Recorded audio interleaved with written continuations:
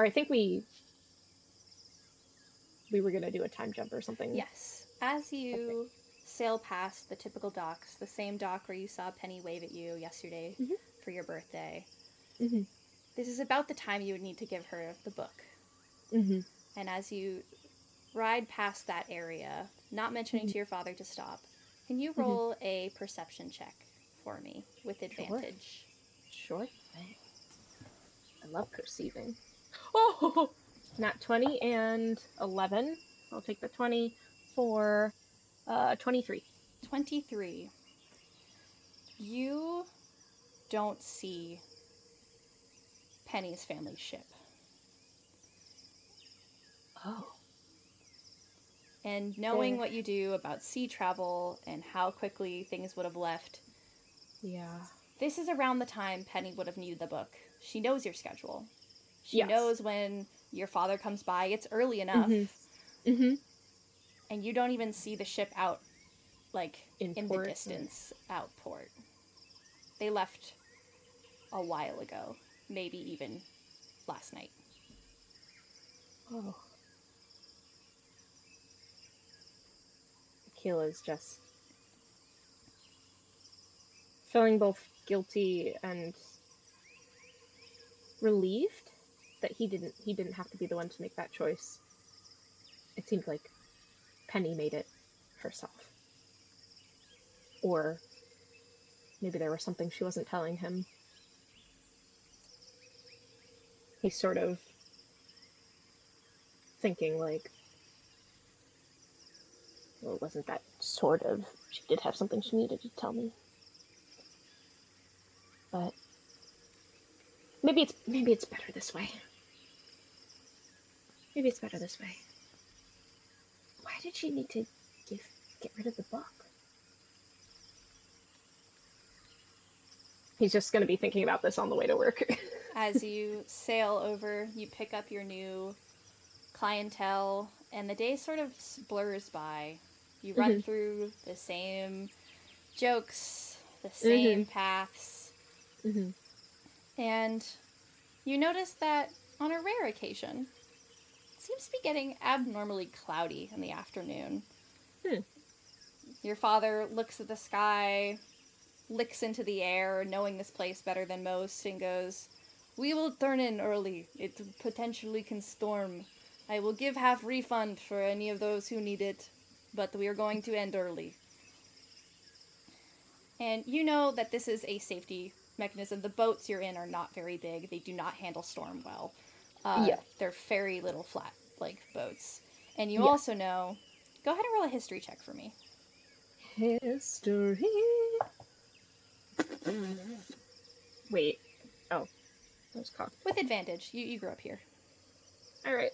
That's 11 and a 2. So 11 plus... Okay, that's a 12. 12. Awesome. You know that, like, not particularly what creatures, but you know that, like, when the skies get darker, the waters don't get as clear, and it tends to be a hunting ground for more wild animals. The paths you take are abnormally safe during the sunlight hours. It is not recommended to sail during the night around Asmari at all, like, period. And so when things start getting cloudy, it is in best interest to head back to shore.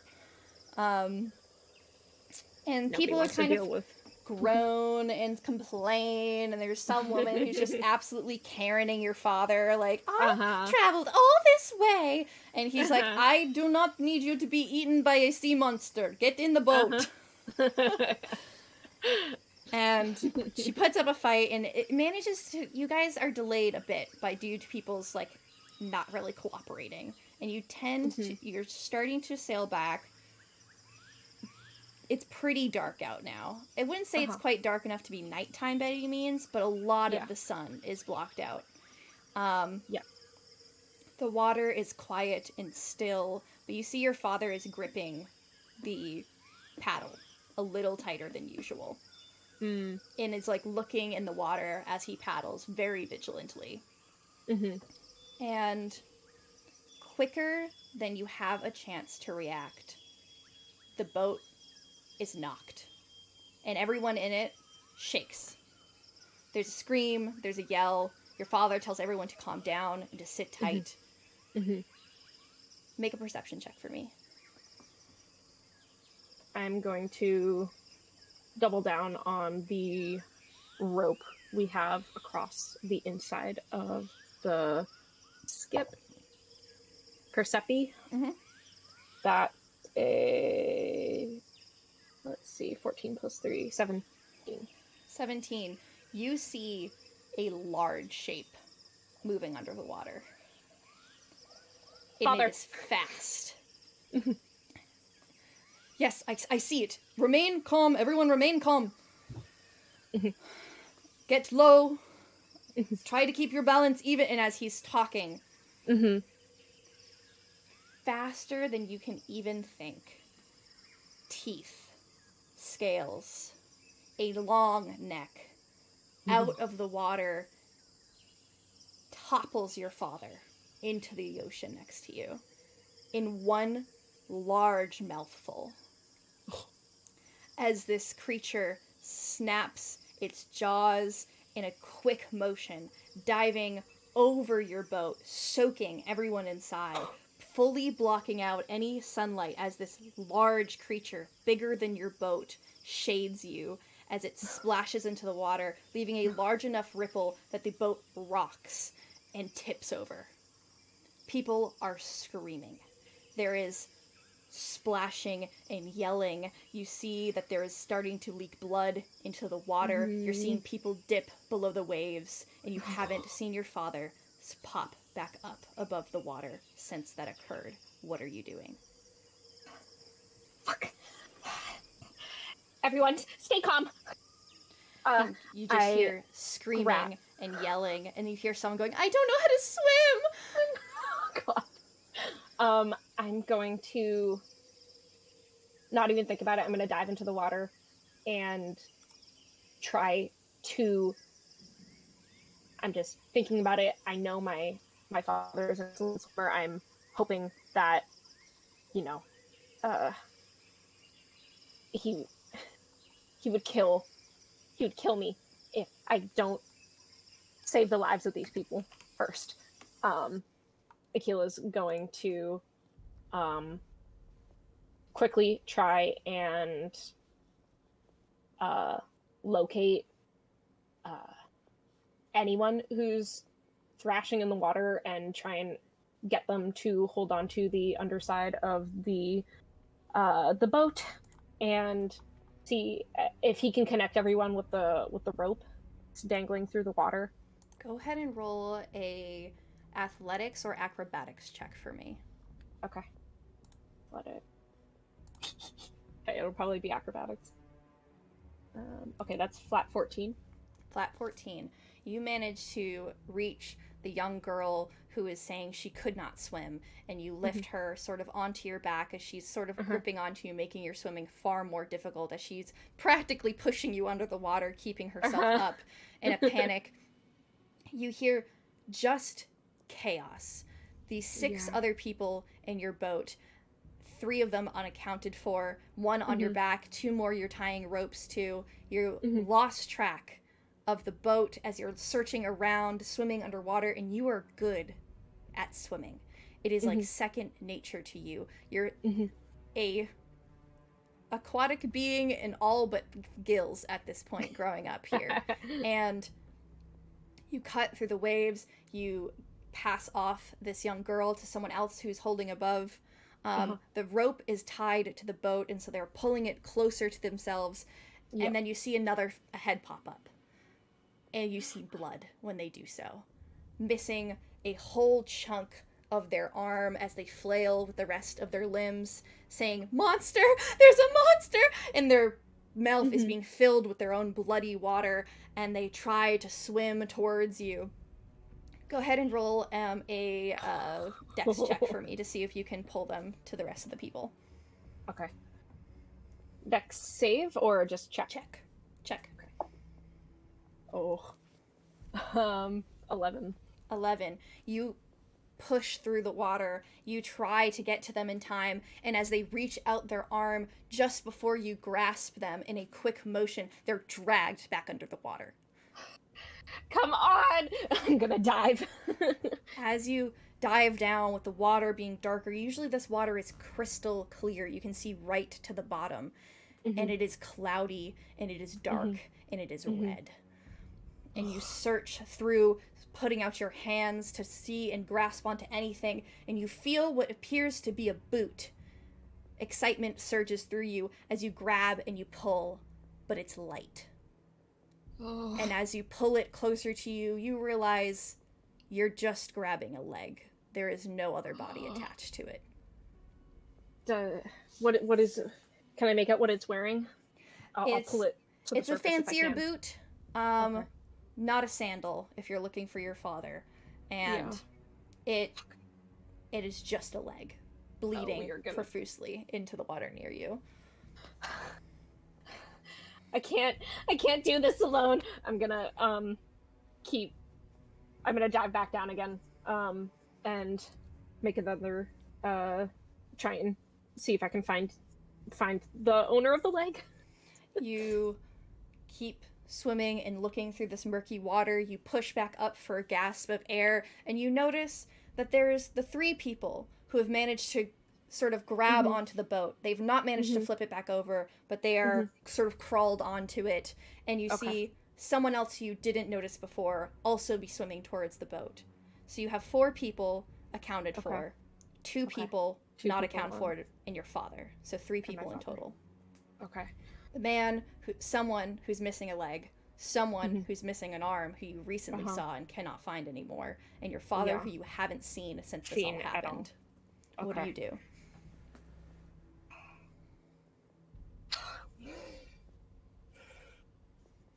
I need to think, but I can't think. Come on. I'm gonna swim to shore and quickly as I can, and tug the boat along with me as I pass it, and see if I can just wedge it up on the shore near the ruins. And swim and head towards the ruin where the water dips into uncanny depths, where it is sort of steps that lead off and then randomly will drop off into like a deep 10-foot drop. And you scramble your way onto some of the rocks and heave this like upside down boat that's filled with water. Can you roll a strength check for me? Yes. Come on, Ekila! Oh. Only like strength is... Why am I not seeing strength on here? Hold on. Should be towards the top, I believe. Yes. Or you mean athletics? Just a strength check. Just a straight up strength with your bigger scores. Oh, I'm silly. It's really bad. It's a 5. It's a 5 total. All right.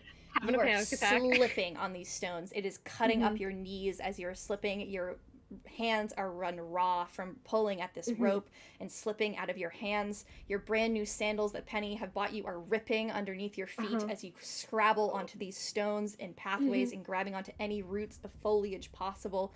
And you heave this boat haphazardly.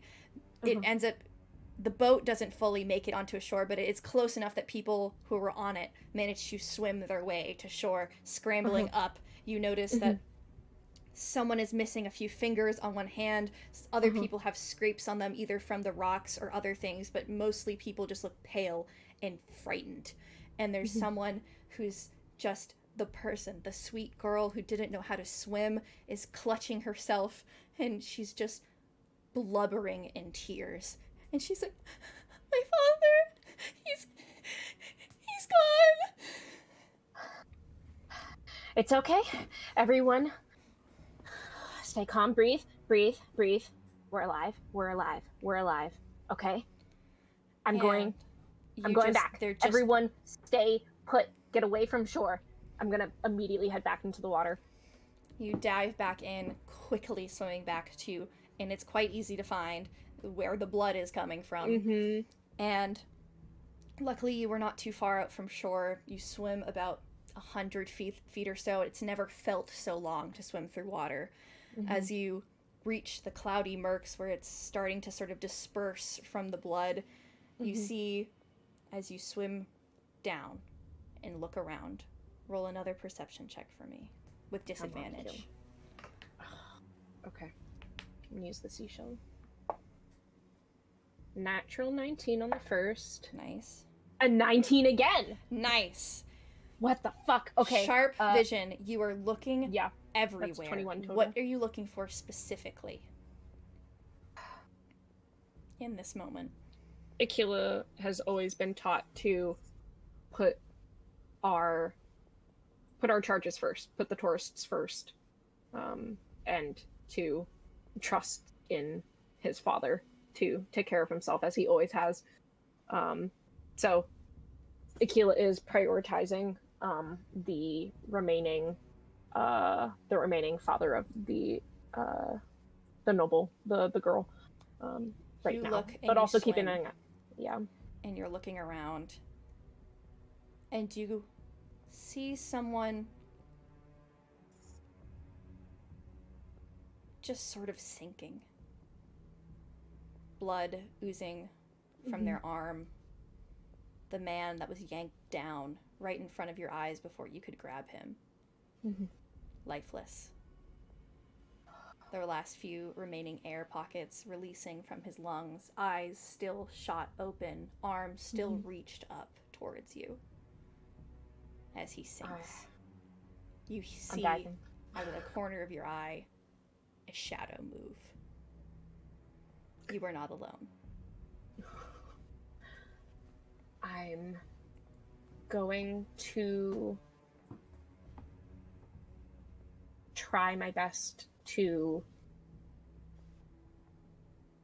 sink as much as possible to get within reach of the man, while also trying to sort of appear limp myself in hoping that the creature won't. Go ahead and roll a deception that I'm already check. Or that performance I'm already check. Yeah. Performance or in hopes that the creature will be like, oh, I already got that one. Yep. Okay. Performance or deception. Oh. What is happening? Performance. That's a 9 total. 9 total. Though it is not my day. The creature, which you can now see clearly as it quickly swims by, tearing at the man's flesh in front of you. Oh. There's bits of clothes stuck in its rows of teeth as more blood erupts into the water.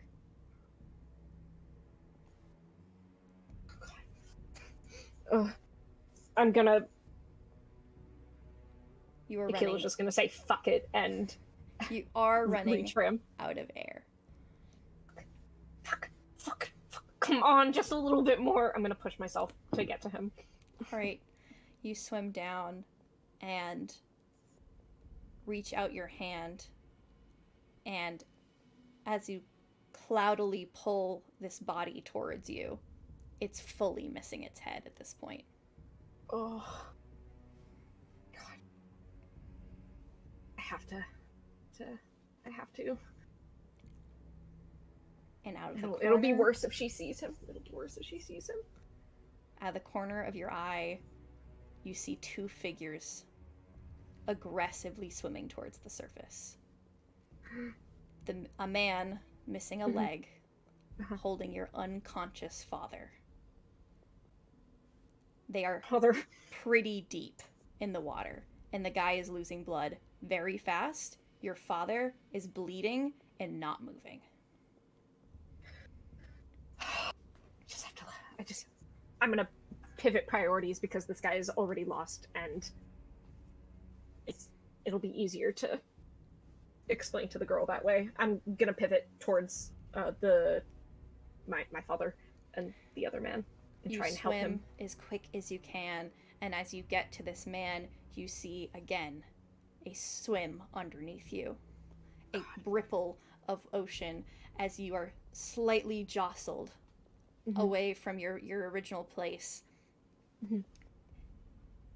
This guy is weak. He's not making any progress moving upward. He looks like he's stuck swimming in one place and is losing strength. He's losing blood. And his grip on your father is slipping. He does not seem to be aware that you were even close. He's just panicked and letting out bubbles profusely and thrashing. Drawing quite the amount of attention to them. God. Now, I think Ekila, like most people, inhabitants of Ismari, has some magical capabilities, but Ekila was always discouraged from exploring his. But I think in this moment of panic, would I be able to cast thaumaturgy to stir up the blood around us to disguise our scent? I would say you would easily have the ability to like manipulate just water around you in general. Okay, yeah. I'll do that and reach and try and help the guy up in sort of like a human chain sort of situation. Go ahead and roll either a stealth or an arcana check. Okay. Come on, baby. Stealth or arcana. Oh, finally. Okay. That'll be, let's see, 18 plus arcana 3, that's 21. 21. You've never needed to channel your magic more. And in this moment, you create a sort of vortex of water around you, dispersing the blood and disrupting the sand on the ground and disrupting the view of where you are. Definitely creating a ripple and like a location, but no discernible view. And it is very, very coming in clutch, because as you do so, you just narrowly are missed by the jaws of this creature as they swim past you. You are losing breath. You're about 20 feet below the water surface. Damn. And the guy who is bleeding is looking paler and paler. And his grip on your father is slipping. Shit. I'm going to rush to him as fast as possible and I'm going to plug his nose, and I'm going to attempt to give him some of what air I have left as I pull him up. You do so, and as you touch him, cold. He is cold to the touch. Fuck. I'm going to keep trying. I'm going to keep going. You are, at this point in time, out of air. And the man is no longer swimming next to you. They start to sink. They're only being held up by you. I'm going to kick the other man away from my father and grab my father and use as much momentum left over by the thaumaturgy as possible. I'm going to ride the swirling current to the surface if I can, as fast as possible. Go ahead and roll an athletics check for me. Okay. Come on, baby. Oh, wait. Cock. Okay. That's... With advantage, because you have the aid of the current. Okay. So, 12 on the first roll, 4 on the next. So I'll take the 12 with... What did you say to add? Your athletics. Okay. That's a -1, so that's 11. 11. You are struggling. It's just better than average. You manage to pull your mouth just above the surface to pull in the most ragged of breaths. But you are still what feels like miles away from any type of shore, and you are in the ocean with a monster that has not killed one but two, and a father who is bleeding into your arms. God. Your strength is weak. You take a level of exhaustion from this, which means you are now rolling everything at disadvantage. Okay. Is there a way to add... Okay, yes, I see. I believe you roll ability exhaustion level checks. 1. Yeah. Yes. Okay, so now rolls are with ability checks are with disadvantage. Yes. Okay. I believe that's the first one. Okay. Let me see if I highlight over it. Will it tell me what? Yes. Let's see. Yeah, disadvantage on ability. Okay. I'm going to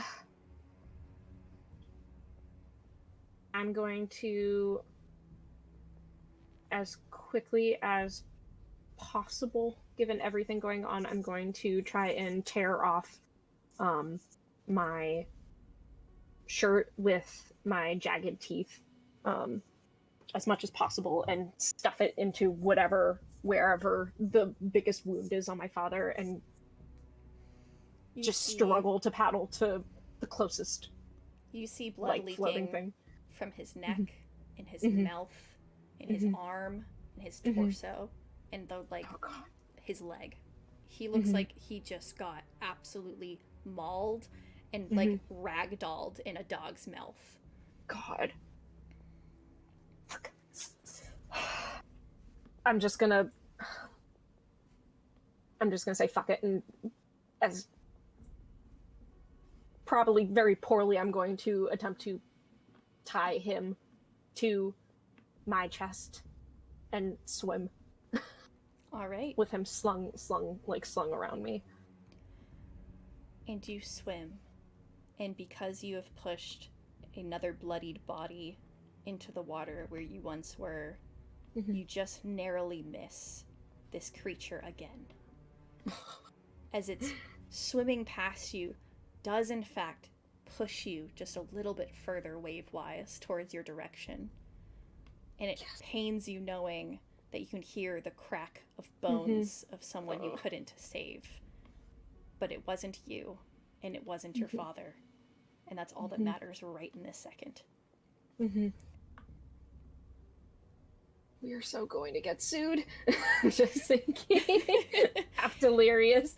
You swim, and the next few events get done in a sort of absent-minded, monotonous, sort of like you're there but you're not. Yeah. You're sort of in a dissociative state as you finish pulling your father to shore. You try to give him mouth to mouth to get him back and breathing, and he's not moving. You check his pulse and he's still bleeding, which means he still has a pulse. He's unresponsive. There's people that are sobbing near you. You notice one of them is calling on a sort of sending stone, informing whoever they were here with of the tragedy at hand. It maybe only takes 15 minutes before rescue ships come out. Harpoons targeted at the water. This hasn't happened in a while, but people are prepared for it. Yeah. You and your father are ushered aboard. Healers and medics attend to your father. They look after you, looking for any signs of anything, and you just are sort of there, but you're not. You hear sobbing from the girl who lost her father, remembering in each of her hiccups of tears his headless body in your arms, the leg that you found and never the person, and you're brought back. He's seen by a medic. His pulse is weak, but he's not conscious. It goes by monotonously, long, tirelessly, and eventually you find yourselves back at your bungalow, him rested upon the table, needing a surface that is flat and not rocking. Wounds stitched to the best of their abilities, healing tonics, anything trying to get him awake. He's alive, but just barely. But he's not with you in the same way. And eventually, the medic pats you on the shoulder and says, I will be back tomorrow. Try to get some sleep. He's stable for now.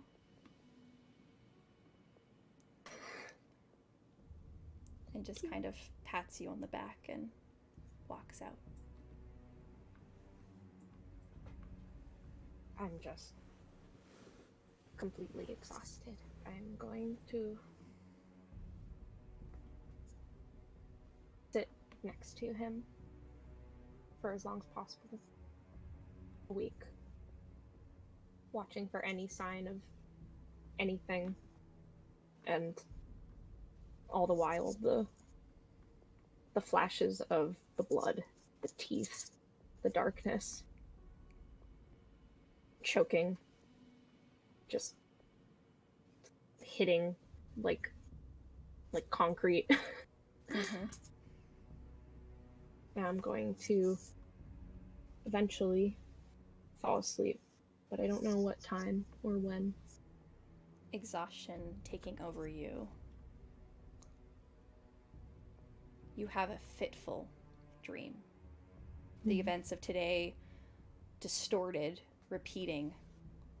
You wake up gasping for air and water, and around maybe 3 in the morning, wake up in a fit of sweat.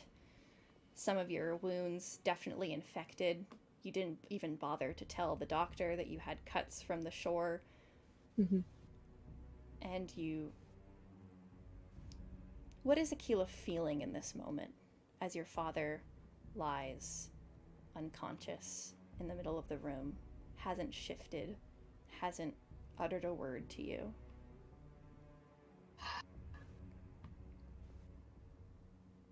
He's feeling helpless, desperate, like 1 inch from saying anything, doing anything, just to make something better.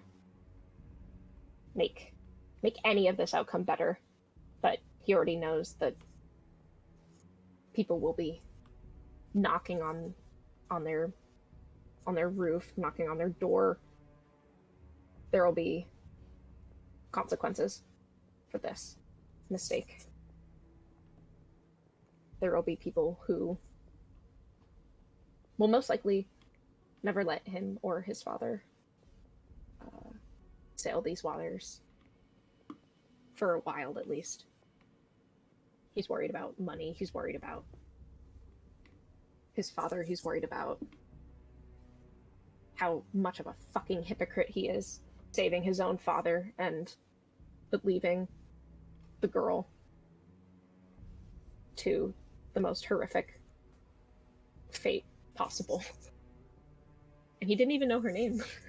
How funny is that? He's just...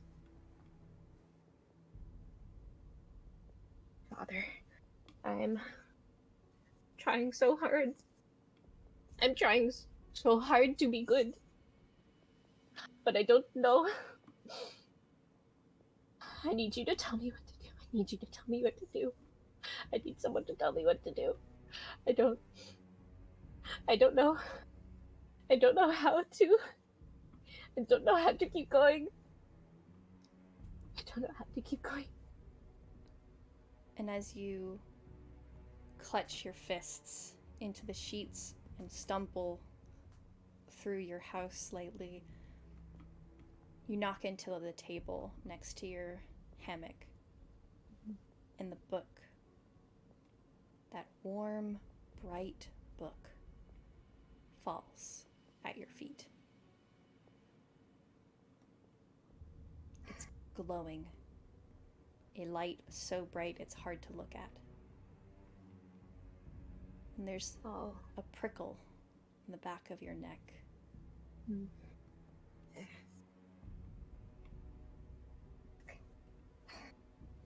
Here, spin in here. I gotta get out. I grab the book and I'll stumble just outside our bungalow. You stumble outside, your feet digging into the sand, trying to keep your balance. This book is hot, and it's getting hotter. Gonna sort of let it fall from my hands. It leaves burns on your palms and your fingertips. Mm. And it glows at you, brighter, and it falls open, emitting a light that is akin to almost a lighthouse. Fucking, I gotta just sort of stumbling around with my feet, trying to find the book and close it. Stupid fucking book! It's so hot to the touch that you're fumbling with it. Mm-hmm. Ekila. Huh? What? Fucking. I should go back to bed. Read the book, Ekila. What? Yeah, okay. Yeah, whatever. It doesn't matter. I'm gonna kneel down and squint through. Because any direction is good direction right now. I'm going to flip to the front pages and focus as best I can. Read. Ekila.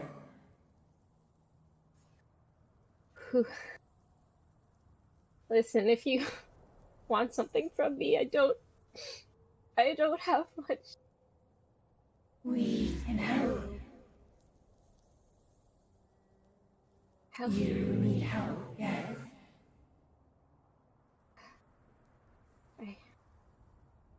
I do.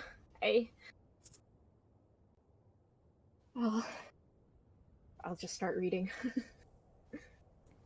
As you poke through the pages, your eyes glow with a bright brilliance, the same as the book you're holding. You feel the sands beneath your feet shift. You feel the air chill and dry, and you notice the ground hardens. You're not in the same place you were before. In bright, blinding light, salt beneath your feet, large plains, longer shadows, light coming from every direction, making it impossible to look in any particular place, and an overwhelming pressure surrounding you, as if you were in a pot boiling. Where am I? I'm gonna stumble forward and try to focus as best I can on moving, thinking maybe it'll lessen if I keep walking. Where are you? Ekila. You promised me. Where are we? We are somewhere else.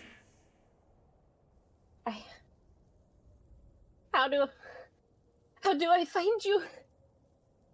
We are here. You are here.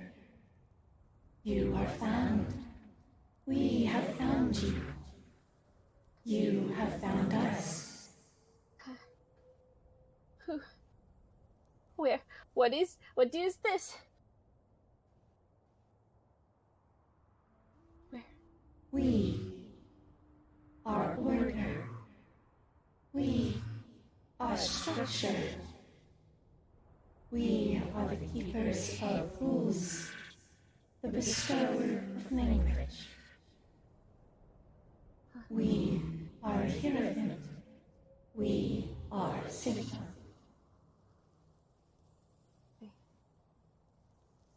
I don't know all those fancy words. Ekila, I'm going to collapse to the ground. It's so much.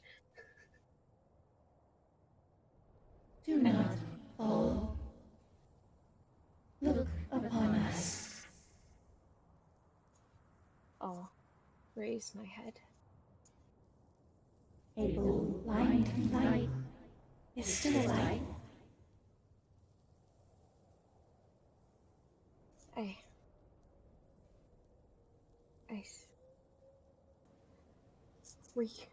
I saw the pages. I saw the symbols move. Is there something wrong with me? No. Oh, sweet Ekila. You can read it because we have chosen it.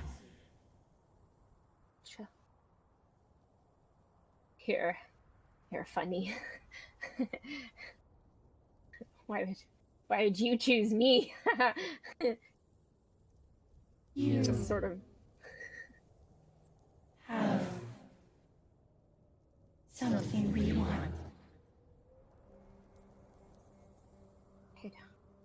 I don't understand. We have the power to give you something you want.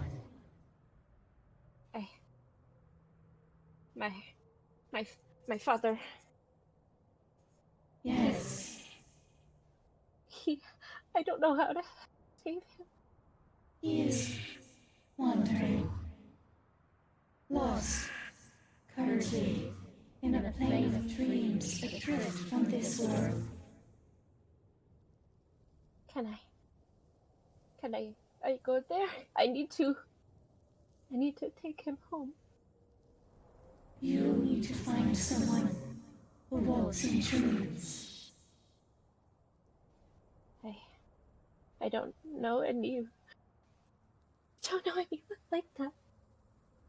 Can you must be able to. I'll help you. I'll read your book. I'll read your book. Would anything. You must know something. We know many things. We are knowers of knowledge, scribes of time. I'm going to try. Our special Ekila.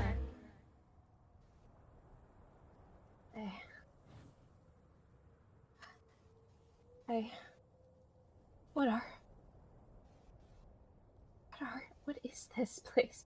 I'm going to try and look and see if I can figure out what direction the voices are coming from. There are 3 distinct voices, all overlapping each other in different tones and echoes. It's unsettling, but it's coming from what you feel like all around you. But you manage to look, not without taking damage, as you feel your retinas burn as you take in this silhouetted image that is emitting so much light. You're in salty sand dunes and plains. It is empty, other than the sound of your own voices. And perhaps the concept of wind. But you don't feel any against your skin. But you can hear it. It is hot. And it's cold at the same time. You feel alone, but pressured as if multiple eyes are watching you. And you look, and you struggle, and you see a creature. Tall and posing, the body of what appears to be an owl-type creature. 20 feet tall. 3 heads. One of a large, humanoid golden mask with a crown embedded into it. A head of an owl, craned up on a neck that is far too long to be an owl's. And a peregrine falcon. Huge, intimidating presence. This creature has wings and claws, and it is as if its image manipulates shadow and light around itself. Never mind. I'm gonna duck my head again. Do not fear us.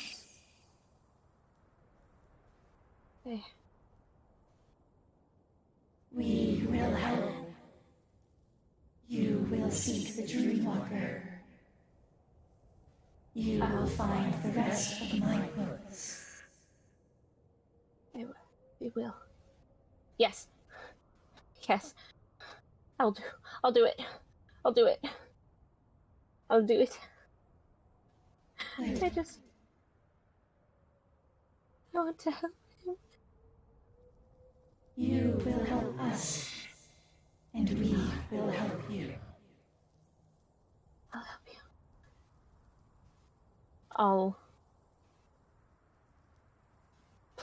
I'll succumb to the pressure all around, and I'll just sink to my knees in the salt and a few salty tears of their own join the ground.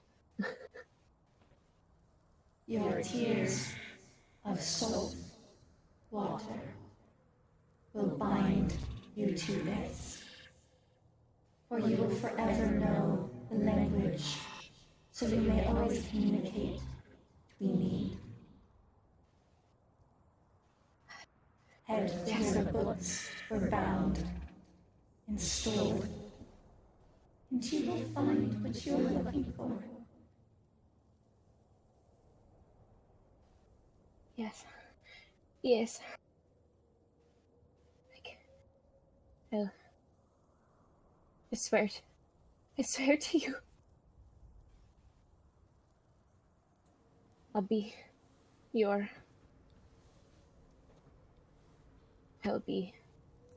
translator.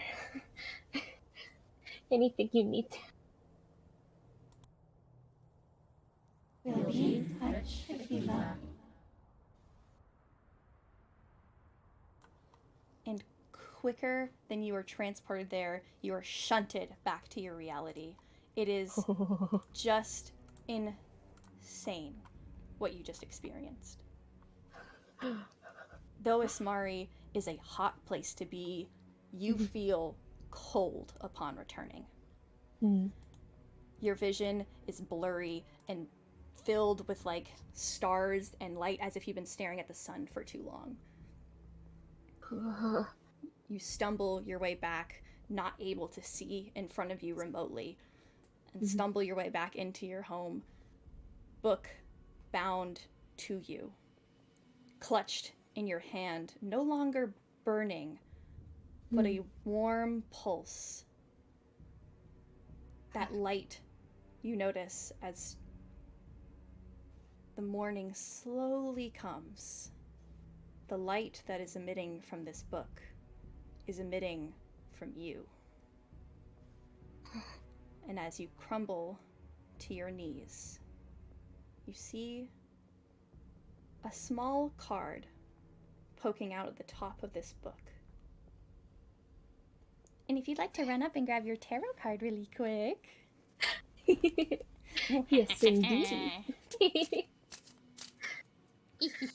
Yes. Absolutely. I do the shuffle.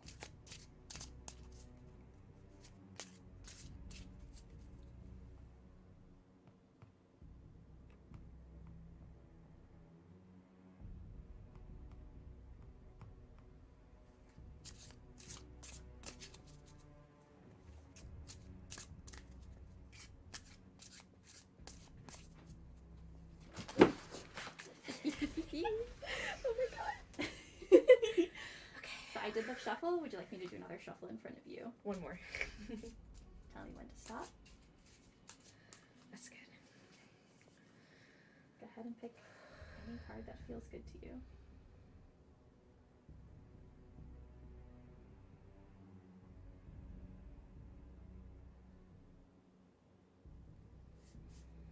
This one. look at it first. Ooh. Alright. And then go ahead and I will give you your reading. Downstairs? Yes.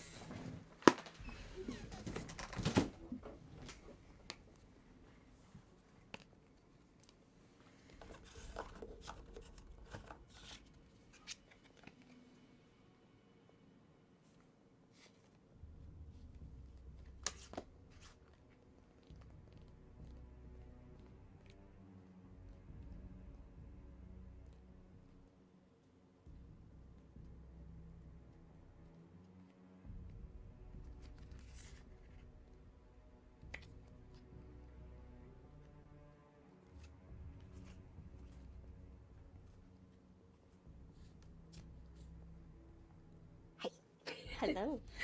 Hello. As you pull this card out of the book, it emits a similar light. But as you remove it from the book, it appears that all the light that was emitting from this book and yourself seeps into this card, allowing this image to sort of burn into your mind. You see an individual, at first, looks like a woman that is familiar to you, but you never knew very well. She looks similar to your mother. And that shifts and changes to reflect an image of you, holding sweet, honeyed fruit, plants growing in and around you. Physical, material, beautiful things that you are used to. Yes. You see, card-wise, the Queen of Honey references the Queen of Coins, or Queen of Pentacles. Oh. This card has to do with pain, neglect, issues with abandonment or resentment directed towards parental figures. The history involved with these issues will strike you to the core.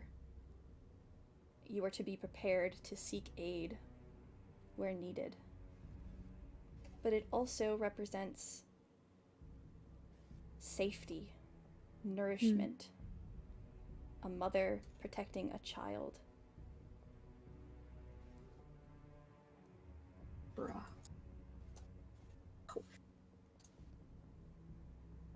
You must protect this connection, tooth and nail. As mundane as parental love can feel, it's important and it controls your core. Wow. And you feel that as you remove this card. And as quick as you remove it, it sort of evaporates into light and disappears.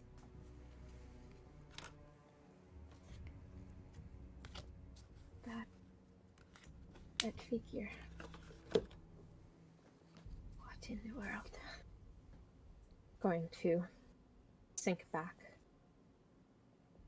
over my father's sleeping form, and I'm going to just squeeze his hand gently. I'm going to protect you. I'm going to get you back. You see, as you look upon your father, you see rapid eye movement behind his closed eyes, as if in a dream. I swear. Don't worry. Everything will be back to how it used to be. I look back at the tome. I have an idea of where I can find more help. Keeping the image of the Moridity Mannor stamp in the back of my mind. And I believe that is where we're going to end our session.